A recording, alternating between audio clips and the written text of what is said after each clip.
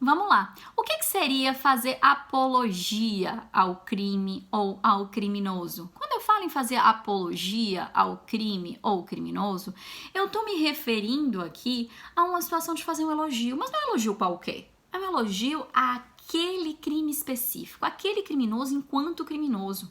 Olha, aquele assalto ao Banco Central foi muito bem elaborado. Ele foi executado de uma forma tão coerente, tão certinha, que as autoridades públicas botaram a mão na cabeça e falaram: e agora? Como é que eu vou descobrir quem foi esse autor? Ah, fulano de tal que cometeu esse assalto, ele é inteligentíssimo, ele tem uma perspicácia, ele consegue cometer essa prática criminosa assim de uma forma tão tranquila, eu quero aprender com ele. Isso seria uma apologia a crime ou a criminoso, né? E o tipo subjetivo? Eu tenho aqui um dolo sem elemento subjetivo especial. Eu não tenho previsão, obviamente, de uma modalidade culposa. E o momento consumativo desse crime? É um crime formal, obviamente. Ele vai se consumar quando você faz a apologia, independentemente daquela pessoa que ouça o elogio, ele resolveu não praticar algum ato, né, incentivado ou diante daquele elogio feito. Então, ele se consuma com a simples apologia, né, com a conduta de fazer a apologia, independentemente do resultado provocado por esse elogio. Qual a diferença, então, entre incitação e apologia? Percebam que os tipos penais são bem próximos, né? Tem características bem similares. Mas cuidado com uma coisa. Quando eu falo em incitar a prática de crime, significa dizer que o crime que eu estou incitando, ele não aconteceu ainda lá no passado, ele vai acontecer no futuro, se eventualmente alguém se sentir incitado e resolver cometê-lo. Quando eu falo em fazer apologia, eu já estou me referindo a um fato que passou, que está lá atrás, que está no passado. Então, essa é a percepção que a gente tem que ter numa situação prática, em que eu tenho que diferenciar a questão da apologia para a questão da incitação. Mas o artigo mais importante desse capítulo de crimes contra a paz pública, sem dúvida, é o artigo 288, que tem lá o crime de associação criminosa. Antigamente, era chamado aqui formação de quadrilha ou bando. Vocês provavelmente vão lembrar. Mas quando tinha essa previsão legal de formação de quadrilha ou bando, era porque o legislador exigia mais de 3 pessoas para cometerem o crime, então precisava de 4, quadrilha. Então, com a mudança desse elemento, mudou-se também o nome conferido ao tipo penal. E hoje se chama associação criminosa. Vamos ver o que está escrito no artigo 288. Associarem-se 3 ou mais pessoas para o fim específico de cometer crimes. Então, quem são os meus sujeitos aqui? Eu tenho necessariamente um concurso de pessoas no polo ativo. Significa dizer que eu tenho um crime plurissubjetivo, ele exige vários sujeitos. Um crime de concurso necessário, ele só existe em concurso de pessoas.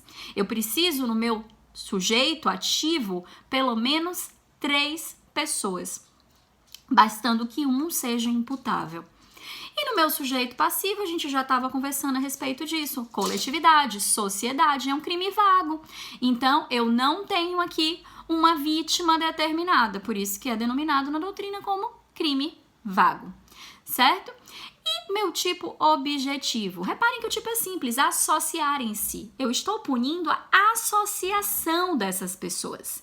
Só que a associação criminosa, doutrinariamente, exige vários elementos objetivos para sua caracterização. A primeira é que exista a associação de 3 ou mais pessoas. Segundo, que essa associação tenha estabilidade e permanência, não é uma coisa ocasional, é uma coisa que permanece, que perdura no tempo, né? E a terceira é que essa associação tenha uma finalidade específica de cometer um número indeterminado de crimes. Só assim eu vou ter a associação criminosa. E reparem nesse terceiro elemento. Esse terceiro elemento indica pra gente que o tipo subjetivo exige um elemento subjetivo especial, que é a finalidade de cometer um número indeterminado de crimes. Então, se um grupo de pessoas se reúne para assaltar um banco, eles cometem um roubo com concurso de pessoas. É diferente de um grupo de pessoas se reunir para assaltar bancos, certo? Que aí eles estão cometendo a associação criminosa, podendo ou não essa associação está em concurso com os crimes determinados que venham ser cometidos por esse grupo de pessoas. Quanto à relação ao momento consumativo, percebam aqui que eu tenho um crime de mera atividade, porque eu só estou punindo a conduta de associar-se, independentemente do que venha a ser praticado, né? Então, eu estou punindo a conduta das pessoas se associarem para cometer esse crime. Por isso que não admite tentativa, eu não tenho como tentar me associar. Significa dizer que ou existe na modalidade consumada, ou o fato é atípico, está no momento lá preparatório, no momento cognitivo, e a gente já sabe que cognição é impunível, momento preparatório também, em regra, é impunível pelo iter criminis, né? Então, meu momento consumativo é a simples associação, independentemente, né, de ser praticado qualquer crime por essa associação.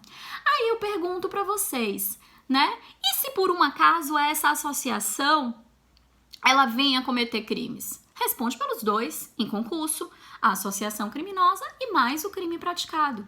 Ah, Rafaela, e se o crime praticado for um roubo em concurso de agentes, cometido por uma associação criminosa?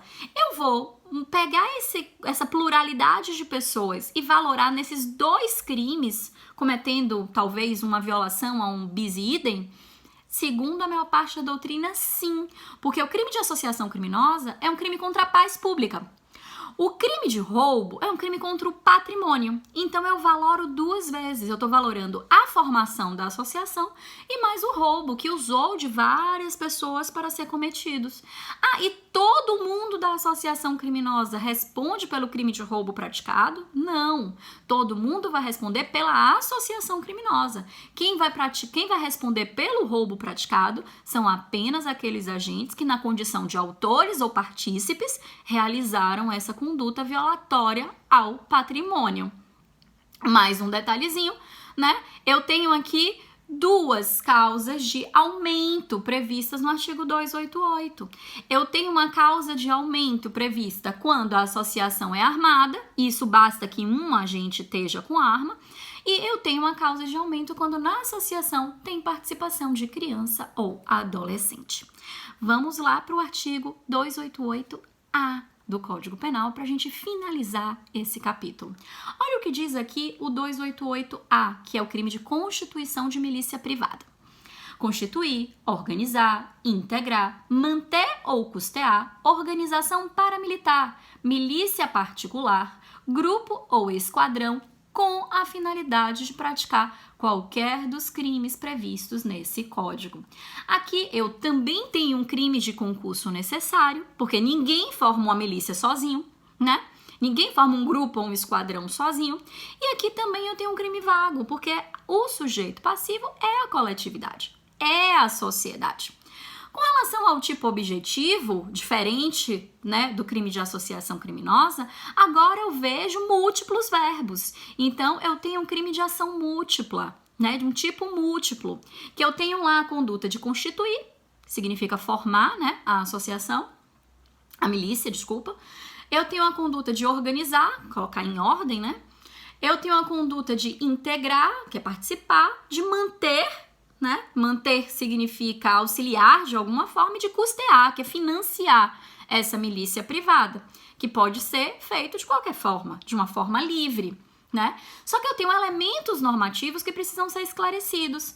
O que é uma organização paramilitar? É um grupo não oficial que usa técnicas de polícia, que usa mecanismos de polícia, armamento de polícia. É como se fosse uma polícia paralela, né? Não oficial, criminosa, irregular. Eu tenho também a chamada milícia particular. A milícia particular é aquela que quer controlar um determinado território com pretexto de segurança. Então, eu formo aqui um grupo que vai garantir a segurança de um determinado espaço. Esse grupo, né, que é ilegal, que é irregular, que não poderia estar sendo formado, porque quem faz segurança pública é o Estado, né? Ele cometendo o crime com esse discurso de legitimidade, né? Tô protegendo a coletividade. Eu tô aqui, por exemplo, matando aquela pessoa que tá roubando num determinado morro, porque tá roubando seus pares. Então, esse grupo cometendo um crime também, né? Se juntando, né? Cometendo ou não crime, mas se juntando, ele também caracteriza aqui o artigo 288-A. E também tem lá, como elemento normativo, né, o grupo ou esquadrão, que é qualquer associação similar a essas duas anteriores, né? Qualquer outro tipo de associação que venha a ser reunida de forma irregular, de forma ilegal, né? Com o fim de cometer crimes do Código Penal. Tipo subjetivo, eu vejo mais uma vez aqui um elemento subjetivo especial, que é o fim de cometer crimes do Código Penal. E se esse crime que está sendo cometido por essa milícia privada não tiver previsto no Código Penal, Rafael, o que é que eu faço? Não caracteriza a milícia privada? Não caracteriza a milícia privada. Porque se eu tenho um elemento subjetivo especial, eu preciso que ele exista. Ah, então não vai caracterizar crime? Pera aí, eu tenho uma associação criminosa. Então eu posso não caracterizar a milícia privada e caracterizar o artigo 288 da associação criminosa nessas hipóteses, em que essa milícia privada se reúne para cometer crimes que estão previstos em legislação extravagante. Porque lá no 288 não exige que o crime seja previsto no Código Penal. Prestaram atenção nisso? Vamos lá. Consumação e tentativa, mais uma vez um crime de mera atividade. Eu estou punindo a conduta de manter, de financiar, de formar, de participar dessa milícia privada, né? Independentemente de ter a prática efetiva de algum crime. Ah, Rafael, e se tiver a prática efetiva de algum crime, né, por essa milícia privada? Responde em concurso de crimes, né? A formação da milícia e mais o crime praticado por essa milícia. Então, eu não acredito que tenha aqui nenhuma dúvida a respeito dos crimes contra a paz pública. Observem que todos eles são crimes vagos, são crimes que têm como vítima a coletividade, porque o objetivo do legislador em todos esses casos é garantir a paz pública. Um abraço.